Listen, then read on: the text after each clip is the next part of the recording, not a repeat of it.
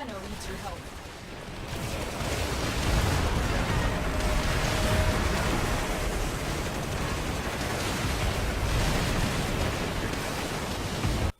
Hello and welcome back. Now, as promised, this is the second part to the Eidolon hunting.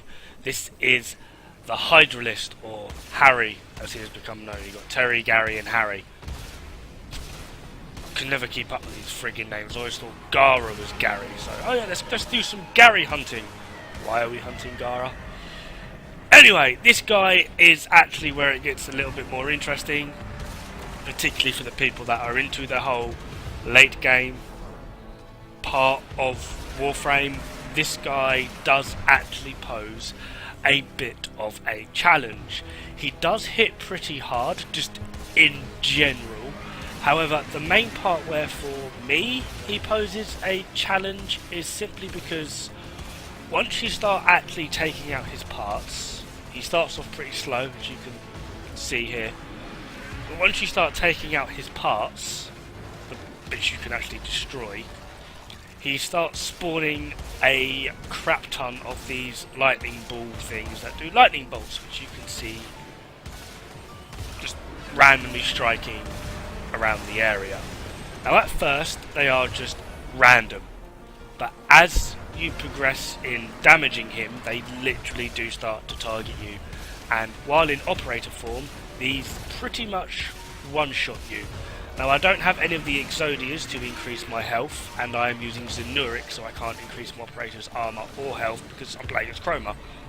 I need the energy regen, so perhaps others could tell me whether he still one-shots you in these circumstances anyway. But regardless, that for me is actually where you slow down quite a bit, because you'll hop out into your operator form to do damage to the shields.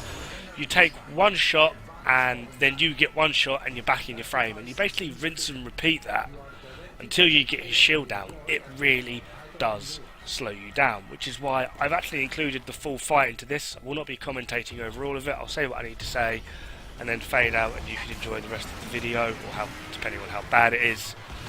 And yeah, it's honestly, that is what for me takes so long. However, playing as a Chroma, I don't generally struggle with taking damage frame-wise, particularly because I am a fire Chroma, so I can just heal through it. But that's just me. However, my good friend Zeon Hort is back in this one, playing as the wonderful Trinity, and you will notice that through a certain time period, particularly when we're down to his last two parts that we have to break, Zeon will just be getting one shot through using both Link and Bless. So that should just give you a rough idea of just generally how hard this guy hits. The other two people that are with us, bless them, one is an Oberon and Chroma,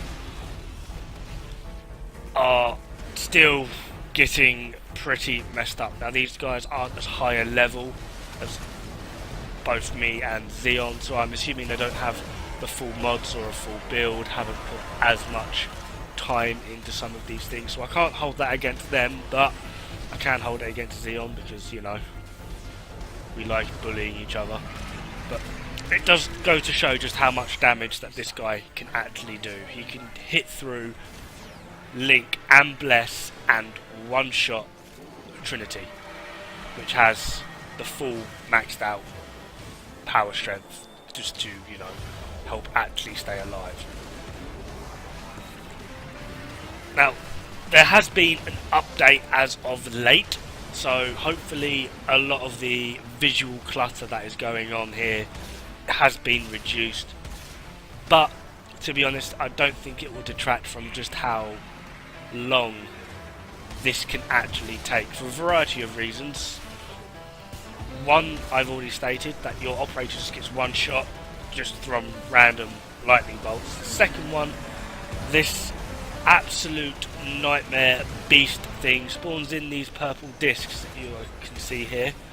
These make Vombelisks immortal, so you have to destroy these purple discs to stop the Vombulists being immortal. While the Vombulists are immortal, they are recharging the Hydrolyst, and while that is happening, the Hydrolyst is immortal. So you've got to kill the disc to kill the Vombulists to kill the Hydrolyst. This does actually take quite a bit of time, because I have noticed that the spawning of those purple disc things isn't random. They tend to spawn in behind rocks or on top of ledges, basically areas that you're not always looking at. There won't be sort of ground level. They do appear on ground level, but if there's a rock that it can hide behind, it generally tends to spawn behind the rock. Or at least that's what I found. I could be just being talking straight out my arse, to be perfectly honest. But in general, I've always found that these bloody purple discs spawn somewhere where you won't really tend to look. So he one-shots you. He can make himself immortal quite effectively. He does this on a regular basis. There is a lot going on. You've got his stamping, you've got his swings, you've got his shooting, you've got a lot of lightning bolts going everywhere, you've got Vombulists spamming you, you're trying to get rid of the Vombulists, but they're bloody immortal. There is just so much going on, and I can see why it can be quite daunting for new players, or particularly those that are ill prepared for such a thing. In general, overall, the mechanic on how you kill him is exactly the same. It's just trying to decode all of the noise clutter to realise what is going on, what you're looking at. Is it really like something you could actually get through? Now, the Hydrolyst, admittedly, is one of the reasons I would say Vault is a bad choice. This is just my personal opinion. I have seen great Vaults in action. They can completely frag the shield. If you've got a decent Lanker with you, with a decent Lanker Riven, and the Vault, shoot through the Vault shield, and you can near enough one-shot the parts, which is all well and good. The problem is, this thing does quite a lot of damage through a pretty tanky frame. Vault has really no way to actually tank, so you can imagine how long a Vault will stay alive in this situation. My experience is, in general, with Vaults on side, you spend too long reviving them to be able to even utilise their shield. That's just my opinion. I would rather take longer doing it with a team that is not going to go down as often, or doesn't need to be revived as often. Sad to say, Trinity is, for me, a vital part of a team, because managing the lures, you can heal them, etc, etc. Trinity is always, for me, going to be needed. Chroma is still a decent damage source, or at least the Chroma I'm using, but it's not just my Chroma, it's also the fact that I'm using a pretty darn good Euphona Prime Riven. So that, I think, is where the majority of my damage is actually coming from, not just the Chroma buff. Oberons are a good one because they can negate the status effect of that stupid magnifier, magnetic proc thing it gives off. Inaruses are another one. They can be pretty darn tanky and stay alive. I've heard a lot of people complain about having Inarus though, because they don't offer any team benefits. Or they stay alive, that's a team benefit. The less time you spend reviving, the more uptime you have on DPSing the bloody thing. Rhinos, raw, as well as tanking. You can kind of see where I'm going with this. Being able to tank is my personal way of doing this. I have seen a few people through streams and other videos that are really good at using Vaults, but from the general populace that I have seen, for every one Vault I find that can bloody do it, and to a high standard, I found 100 that spend more time on their ass complaining about how they get one shot than actually being able to do anything. So that is just my opinion of it. And the main reason you will be wanting to do Hydrolyst is because that is where you get pretty much all of the rare arcanes, as well as those riven transmuters, which are actually really handy for those rivens that are completely trash and no one wants to buy, but you don't exactly want to get rid of them because it's a riven. Well, now you don't have to get rid of them. Just make sure you have enough slots to store them all.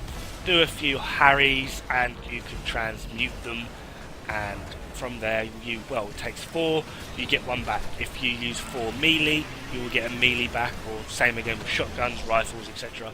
But if you start mixing and matching, what you get will be completely random, and it is veiled, it's not something that's unlocked. So yeah, there's your reasons for doing a harry, which I find is actually a pretty good way to go. They are quite accessible to get, everyone is able to take part in this. My only problem thus far is you're only able to do 1 Terry, Gary, Harry in a night. You have to wait for the next night cycle to be able to do it again, which I find is a bit of a shame, because there's been a few times where I've done Terry and Gary, and then at the last second one of the laws has buggered off or died or something, and the Terry has died rather than be captured. But because we've already done the Terry, we can't come out and go back in and then do Terry, Gary, Harry if possible. That's for me is a bit irritating, but maybe, you never know, that might get fixed in a future update or something. Like, you can only do them 1 if you complete the Harry. Maybe if you do the Gary you can do it again. Not sure how it would work. But anyway, I'm going to stop talking now. Thank you very much for watching. Enjoy the rest of the show, and I'll see you pretty darn soon. Ta-ra!